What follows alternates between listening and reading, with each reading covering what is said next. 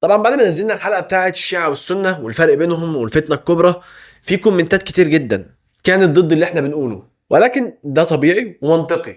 اي حد في الدنيا لازم يكون متعصب لافكاره الدينيه. خلينا في الفيديو ده نرد على الناس ونتناقش في سياق الادب. ما حكم لعن ام الشيعه؟ واحنا زي ما قلنا احنا بس بنوضح الحاجه وبس عايزين الناس تعرف ايه الفايده. الكومنت الاول محمد السليطي بيقول: مع احترامي الك، مو كل شخص فتح قناه على التواصل الاجتماعي، ده مش التواصل الاجتماعي، ده اليوتيوب، صار مختص بالمذاهب. انا ما قلتش ان انا مختص بالمذاهب ولا حاجه، انا واحد بس طلعت اقول الفرق بين السنه والشيعه واتكلم عن احداث الفتنه الكبرى. ويتكلم حتى لو سالت شات جي بي تي، لا انا سالت جيميناي مش شات جي بي تي، لا بهزر طبعا، هناك امور اكبر من ذلك بكثير. طبعا ده شخصيه محترمه جدا واتكلم بطريقه محترمه واتكلم كمان بفكر كويس، وهو بيقدم فعلا حاجه صح، هو بيتكلم في حاجه صح. انا فعلا ما جبتش كل التفاصيل وما جبتش كل الاحداث. انا ما جبتش من شات جي بي تي. عامة احنا ما كانش في الوقت ده حاجة اسمها تاريخ مش تاريخ، تاريخ اللي هو مثلا حد يكون مؤرخ فبيسجل احداث.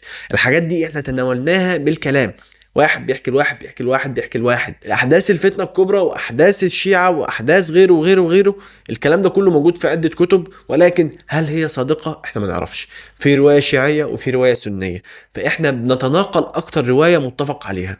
الكومنت اللي بعد كده واحد اسمه ابو علي السيد: من كنت مولاه فهذا علي مولاه، يا علي لا يحبك الا مؤمن ولا يبغضك الا منافق. وعائشه كانت تكره علي كرها شديدا، كذلك من صحيح البخاري: من كتبكم عائشة منافقة وجاهز للمناظرات ان اثبت لكم ان دينكم على خطأ من كتبكم. مش محتاج تخش مناظرات ولا حاجة يا معلم. تعرف حاجة اسمها حادثة الافك؟ طب تعرف احنا جبنا منين حكم قذف المحصنات؟ تعرفش؟ طبيعي، انت عندكم القرآن 113 سورة مش 114 زينا. تاني حاجة صحيح البخاري ايه؟ ما فيش حاجة من الكلام ده في صحيح البخاري. يعني كان موجود في صحيح البخاري عائشة تكره علي كرها شديدا؟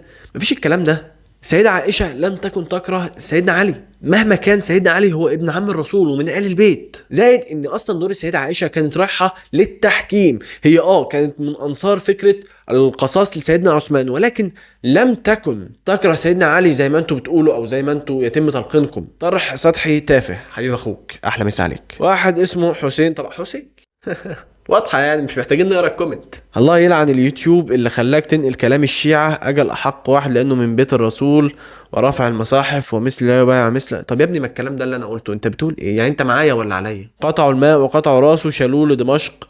اقرا الكتب افضل من اليوتيوب. امال انا قريت ايه يا جدعان؟ طب عندي كومنتات جت على اليوتيوب، الانستجرام عليه حاجات تانية خالص. انا كنت بسمع زمان ربطيني من ايدي وشدني من شعري، والحاجات دي كانت بتجيلهم في الدي ام. انا جالي في الدي ام تهديد، انا في واحد هددني لو جيت العراق هيقتلني. يا اسطى يا اسطى، انا هاجي العراق اعمل ايه؟ يعني انا هاجي عشان اتقتل؟ طب ليه؟ بالعقل. طب حتى هددني يقول لي تعالى وهنتناقش وبعدين بقى قتلني، يعني درجها لي ده بقى تاخدني تقتلني؟ طب ليه يا عم؟ طب ما كنت نزلت اتخانقت عندها في المحله والدنيا كانت هتبقى زي الفل، الدنيا كانت هتبقى في الحلاوه خالص. هتخانق وهتقتل والدنيا جميله طالما انا عايز اتقتل. يعني في واحد تاني على قد ما كلامه مستفز على قد ما هو كوميدي: الشيعه هم اهل حق، بدايه القصيده ده غلط. طب يا عم ماشي، انت على حق ماشي، وايه كمان؟ وامثالك امثالي. ايه يا اسطى الكلام الوحش ده؟ هم اللي بيسوقوا. انت محتاج مدرس عربي.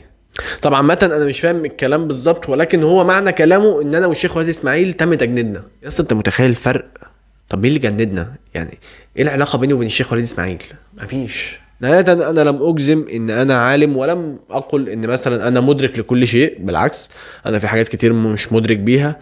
انا واحد شغلتي بس ان انا باخد المعلومة ابسطها لك اعرفها لك مع شوية كوميديا عشان انت تدركها. حضرتك شايف ان انت عايز تناظرني انا، فطبيعي هتكسبني لان انا مش مدرك في الدين زي مثلا مشايخ كبار. حضرتك شايف ان انت عايز تخش مناظرة، عايز تعمل اللي محدش قدر يعمله، خش الواحد زي فعلا الشيخ وليد اسماعيل، هيديك 2 بوم في دماغك يجيب اجلك. البوم انت حرفيا ما عرفتش تتعامل مع الشيخ وليد اسماعيل فمسكت في اللي شافك اللي هو انا. يعني انا نزلت الحلقه دي مخصوص عشان بس ارد على الناس، مع ان انا اصلا كان المفروض ان انا عندي حلقه بكره تنزل، وانا كده ممكن اوقع الريتش عن الحلقه الجايه، بس انا ما عنديش مشكله الحلقه اللي جايه تقع في سبيل ان انا بس اعرف الناس ان انا ولا داعيه اسلامي ولا بحرض ضد الشيعه ولا بثير فتن ولا بطايد حد بعينه. اوكي ساعات بطايد النسويه وبطايد شويه ناس، بس برضو احنا ستيل ما بطايدش الشيعه. حضرتك ليك مذهبك وانا ليا مذهبي، انا قلت حاجة، قصة حصلت، وقلت احداث تاريخية حصلت، وده محتوايا. انا بتكلم في التاريخ وفي الطب وفي الثقافة وفي الفلسفة، ما قلتش ان انا بتكلم في الدين. حتى انا لما تكلمت عن احداث الفتنة الكبرى لان ده الجزء اللي يخصني، ده الجزء اللي محتوايا اصلا بيشيله، اللي هو التاريخ. فارجع تاني واقول لك ما تسيبش اللي ضربك وتمسك في اللي شافك. تمام، هي مش تحديد اللي ضربك، يعني انت فاهم قصدي طبعا. ونهاية الجملة اللي بتعصب اي شيعي، وهي ان السنة صح. بوم، يلا يا عبيط، شال عبيط يلا.